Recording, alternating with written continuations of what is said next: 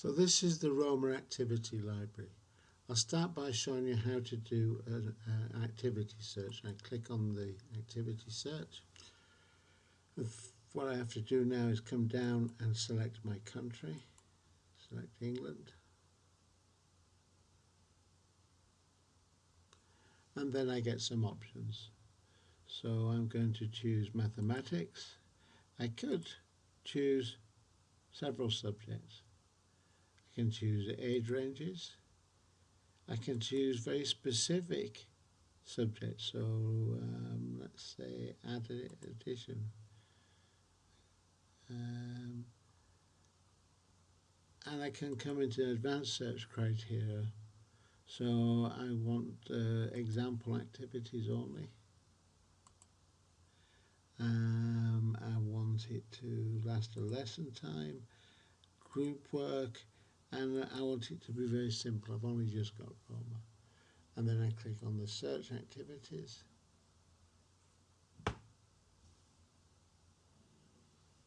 And I now get the results.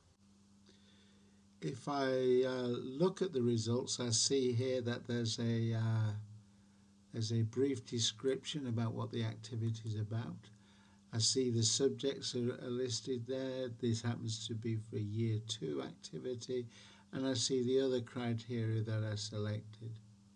So this is the activity page. You see at the top we retain the summary information, and this is followed by a description of the activity. Then the lesson objectives. Now these are written for an international audience, so they're not focused on a specific curriculum, but just on the general kind of things that people deal with. The secondary objectives are really the sustainable learning skills. And then we have some related activities. On the top right here you'll see other pages. For example, here's the curriculum link, which will link into very specific national curriculum.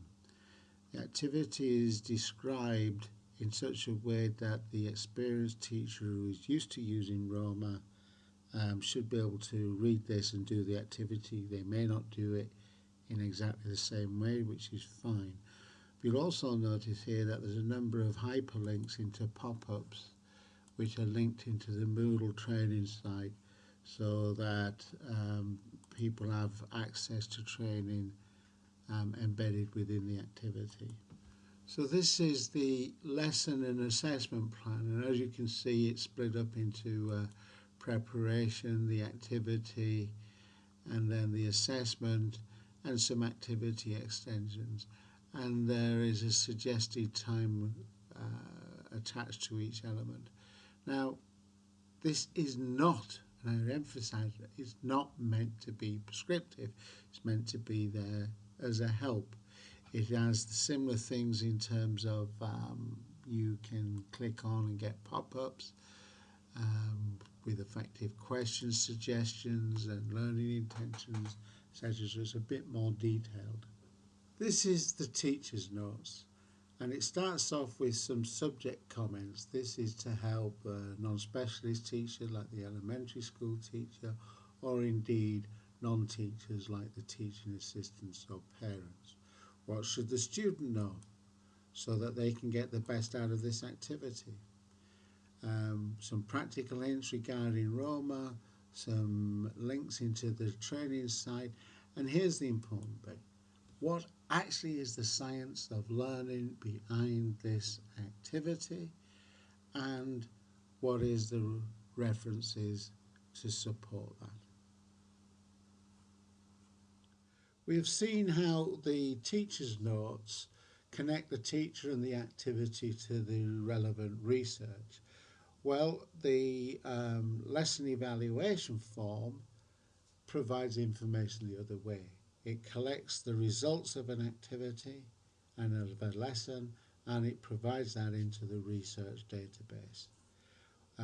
It normally takes the teacher 3-5 minutes to fill in the form. I mean, each form is dependent upon the particular activity. Often this process can be done as part of the assessment element of a lesson, One other thing worth pointing out is that the future action part of tactics framework is also included in this form. Other elements of an activity include resources, which of course lists the resources, but it also has printouts of cards, worksheets, and other materials, and the activity forum.